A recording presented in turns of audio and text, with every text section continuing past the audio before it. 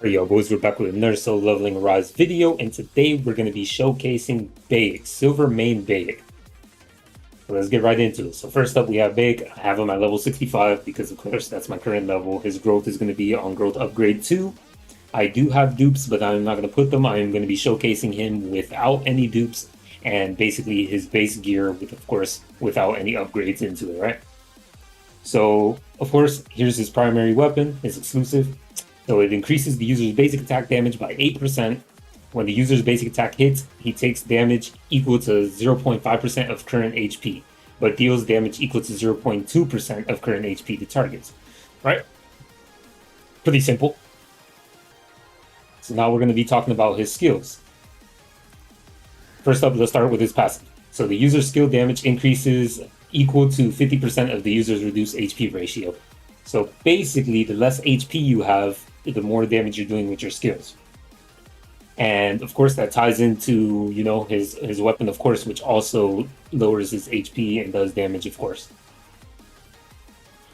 Now, when Slaughter or Violent Approach hits, inflicts bleed on the target. It cannot be applied on world bosses. The skill damage the user deals to targets inflicted with bleed, with Magic Beast Claws and Slaughter, increases by 20%, right? So if they're inflicted with bleed, you're going to be dealing more damage to them. Alright? The user deals damage equal to 1% of current HP every 3 seconds. Duration, 30 seconds.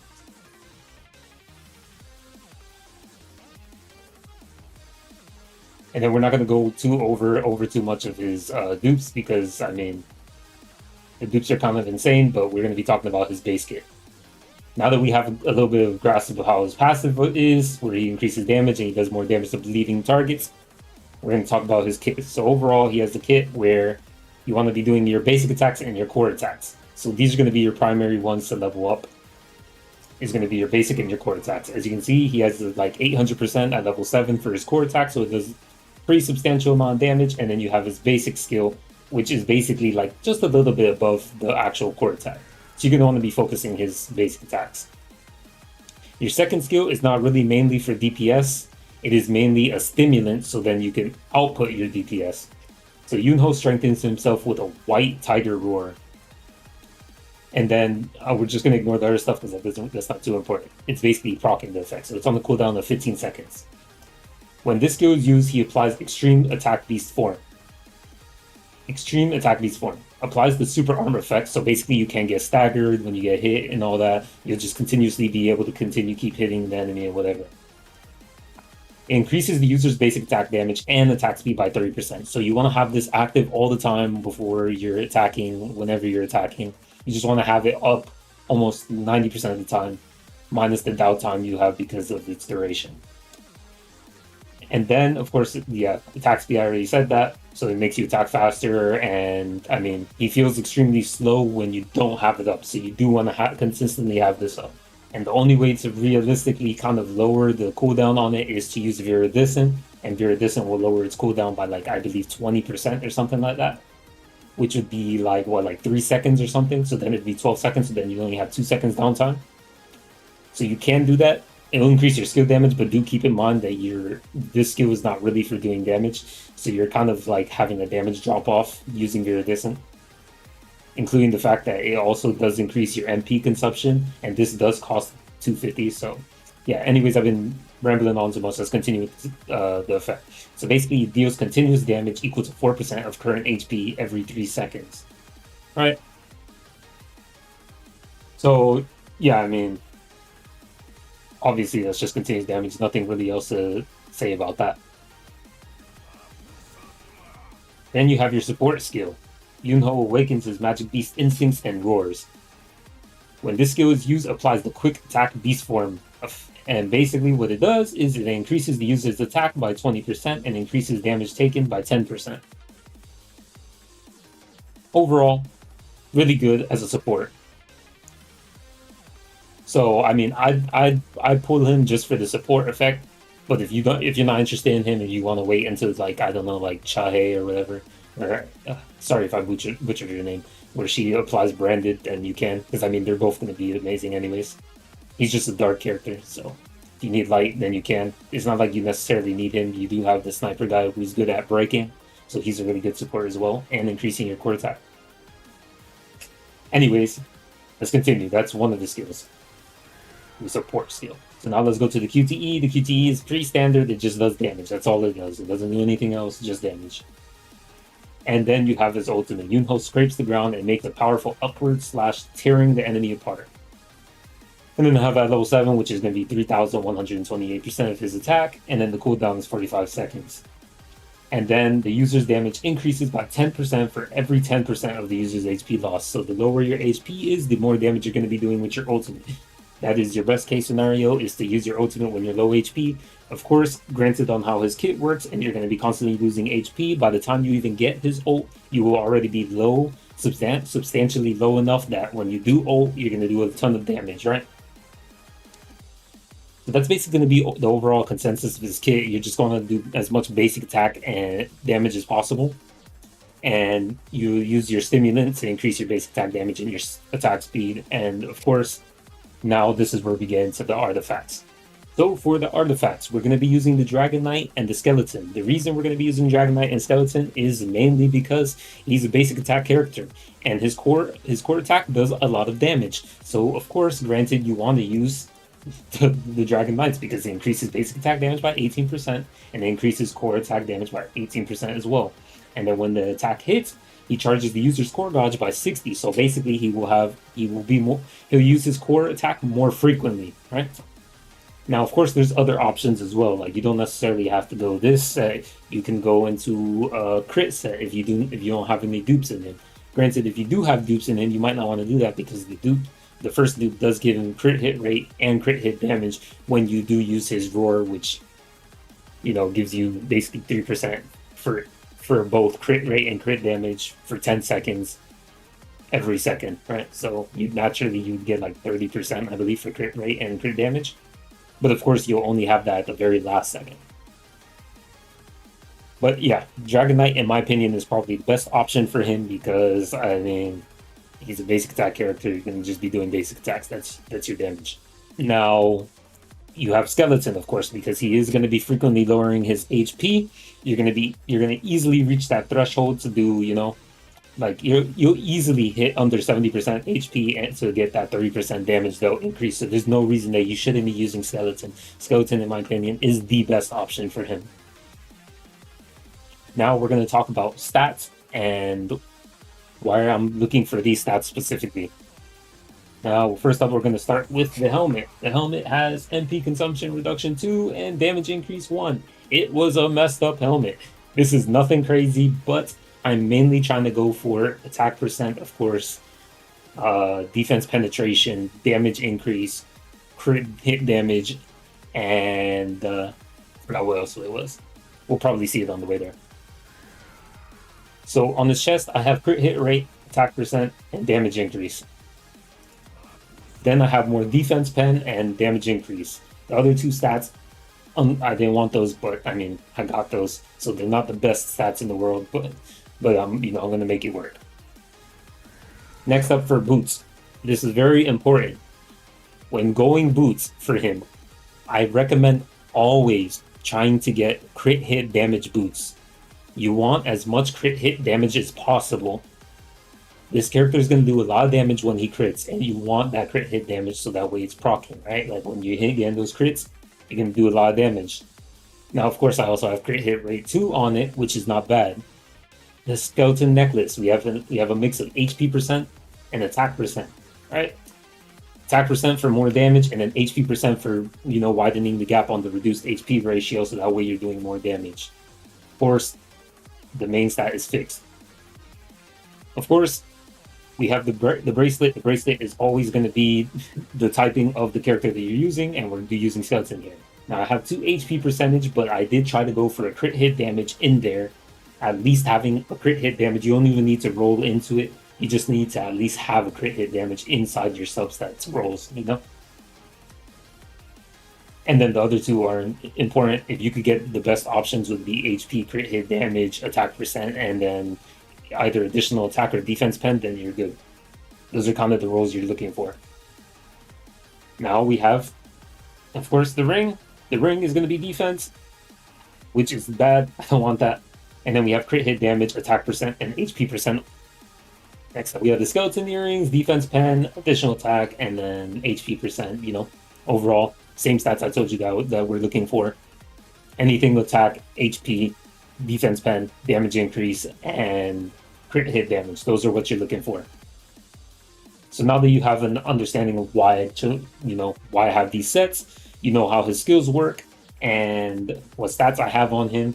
Let me show you a little overall ratio of him. So basically, I have 50% crit hit rate, so I kind of capped out. I'd like it to be a little bit less, but I'm working with what I have, and I just can't get a different set that focuses onto a different stat. So overall, that's what we have. Crit hit damage, we are at 157%, almost 158, close to 160. This is from the boots. Most of it is from the boots. Like literally half of the crit hit damage increase is from the boots. So yeah, get crit hit damage boots. Defense pen, I have 7.4%. I'd like at least 10%. I kind of find 10% is a good range, but I mean, I can't get all the best stats. Hopefully, if I get lucky on, the gloves and then I'm able to swap them out and get a little more defense pen, then we're good. I'm looking for more like 10%. Crit hit rate at least 45%. Crit hit damage at least 140% plus. And then you have your damage increase, which I always strive to go at least 10% as well. But I wasn't as fortunate, so that's fine. 5% works just as fine.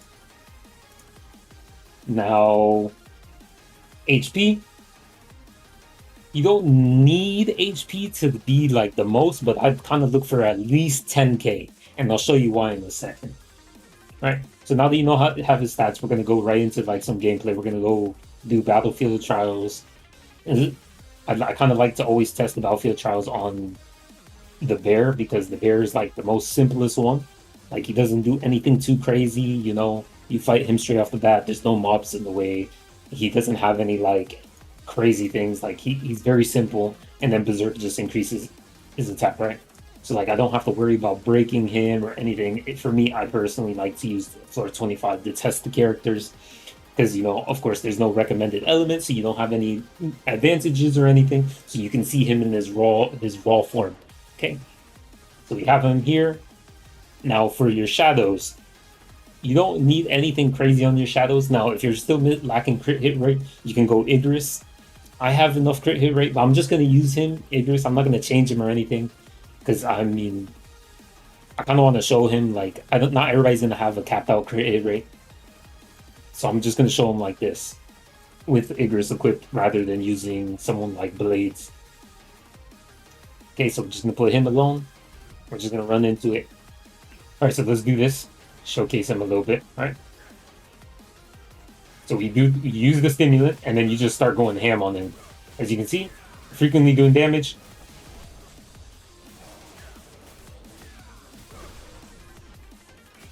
Right. And then I kind of like to use him where, like, don't use the skill until you're in your beast form, right? Your extreme attack beast form, because then that's when you do more damage. So you're doing little numbers, right? You're doing little numbers, but you're doing a large amount of little numbers, right? It's mainly when you have your stimulant that you're going to be doing the most damage.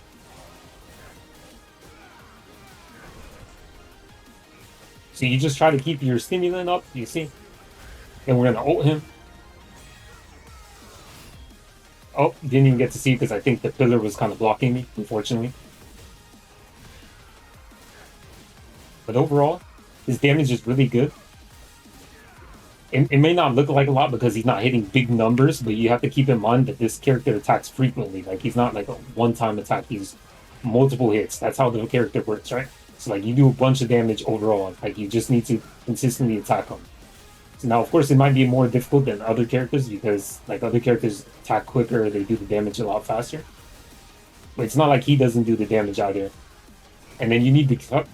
When you factor in the bleed as well, the bleed does a lot of damage as well. Like, look how much the damage is doing to him passively, right? You're just passively doing 55k and stuff like that. And those are like low-end numbers, right? You can use the stimulant again, and then you're just gonna go ham on him. Dodge. Oh dang, I didn't dodge. That's crazy. But yeah, a very risky character overall. Very very risky.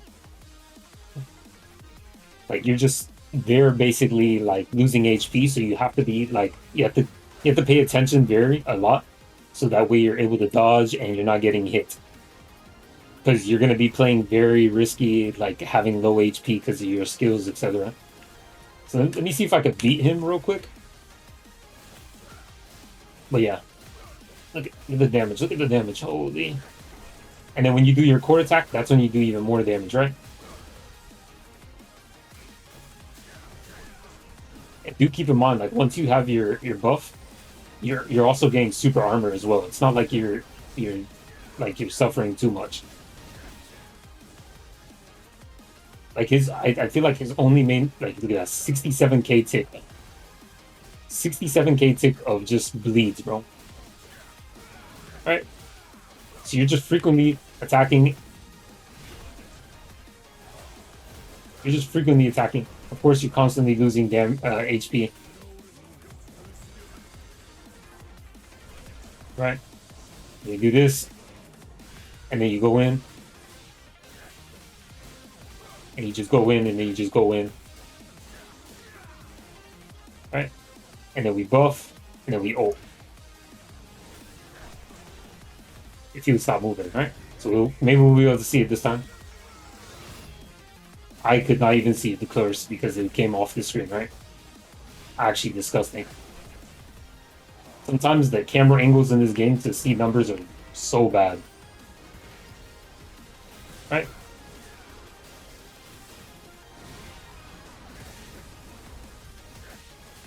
Right? But look at those numbers. Look at those numbers. Holy.